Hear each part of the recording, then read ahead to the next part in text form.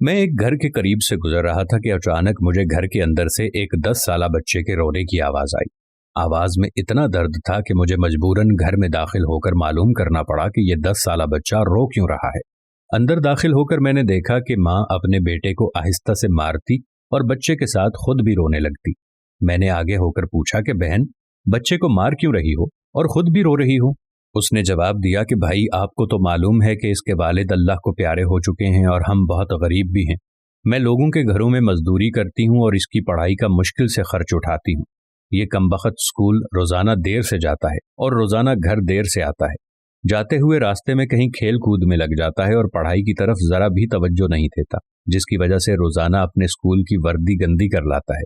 मैंने बच्चे और उसकी माँ को थोड़ा समझाया और चल दिया। एक दिन सुबह ही सुबह सब्जी मंडी कुछ सब्जी वगैरह लेने गया तो अचानक मेरी नजर उसी 10 साला बच्चे पर पड़ी जो रोजाना घर से मार खाता था।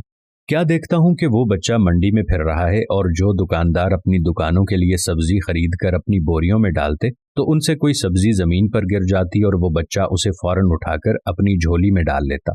मैं ये माजरा देखकर परेशानी में मुब्तला हो गया था कि चक्कर क्या है। मैं उस बच्चे को चोरी चोरी फॉलो करने लगा।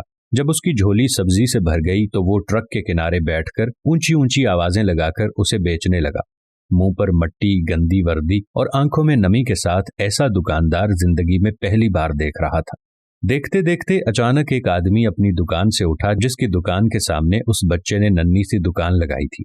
उस शख्स ने आते ही एक जोरदार पांव मारकर उस नन्ही सी दुकान को एक ही झटके में सारी सड़क पर फैला दिया और बाजू से पकड़कर उस बच्चे को भी उठाकर धक्के देने लगा।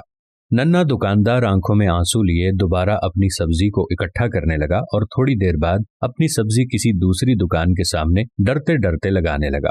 भला हो उस शख्स का जिसकी दुकान के सामने उसने अपनी नन्ही सी दुकान लगाई।